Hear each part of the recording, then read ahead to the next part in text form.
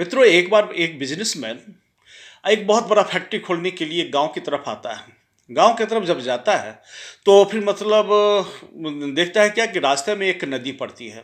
और यदि या तो नदी पार करके 30 मिनट में मुश्किल से वो रास्ता पार करके अपना दूसरे सामने वाले गांव में पहुंच सकता है, या काफ़ी लंबा 7-8 घंटे की जर्नी करने के पश्चात घूम के जाना पड़ेगा। तो उसने एक शॉर्टकट रास्ता अपनाया।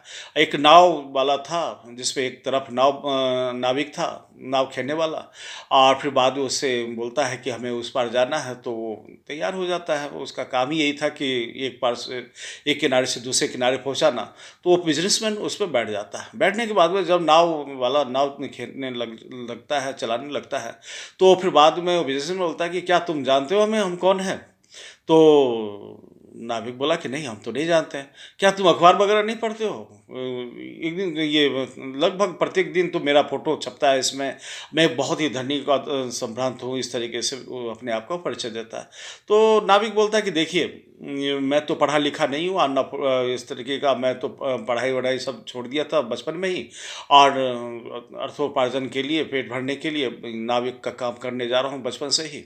तो इसीलिए हम तो पढ़े नहीं, तो हम नहीं जानते हैं इसके बारे में। तो फिर बाद में वो बिजनेसमैन बोलता है कि तुम्हारा जीवन बेकार है, कोई काम लायक नहीं है, क्योंकि तुम पढ़े लिखे नहीं हो और इस तरीके की तुम जानते नहीं हो। फिर इसके बाद में जब आगे बढ़ता है तो फिर बताता है कि देखो, ये जो नदी के दूसरे किनारे पे बड़ा सा ज़मीन देख रहे हो? बोला कि हाँ देख रहे हैं। वहाँ मेरी बहुत बड़ी फैक्ट्री लगने वाली है, उसमें पानी का बोतल बनेगा। पानी का बोतल तुम जानते हो? उसने पूछा। तो कह नहीं, हम तो नहीं जानते। तो कह रहे तुम शहर कभी गए कि नहीं गए हो? कि कहाँ हम शहर जा पाए, हम तो सिर्फ इसी में रहते हैं।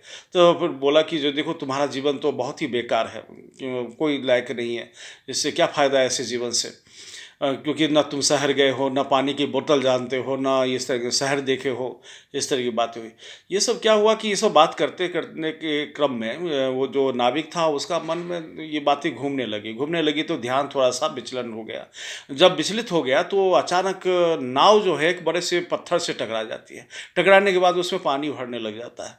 पानी जब भरने लगा तो उसके पश्चात तो उसने नाविक ने देख लिया कि जो अब इसको बचाया नहीं जा सकता, पानी डूबेगा ही।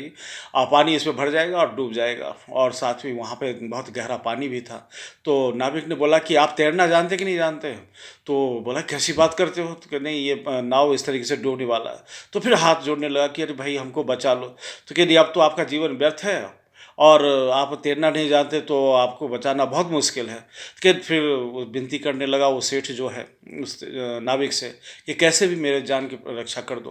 तो फिर वो नाविक बोलता है कि चिंता मत करिए, मैं तैरना भी जानता हूँ, साथ में मैं बचाने का काम भी जानता हूँ। आप मुझको कस के पकड़ लीजिए, और जैसा मैं कस के पकड़े रहिए, मैं आपको पार कर दूंगा।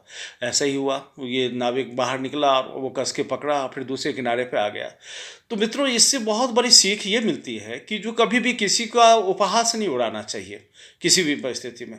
क्योंकि कब क्या कौन किस तरीके से कहाँ काम आ जाए, कुछ कहा नहीं जा सकता। सबका अपने अपने स्थान पे बहुत ही महत्वपूर्ण उसका महत्व होता है, जिसको हम नज़रअंदाज नहीं कर सकते हैं, ये नहीं करना चाहिए।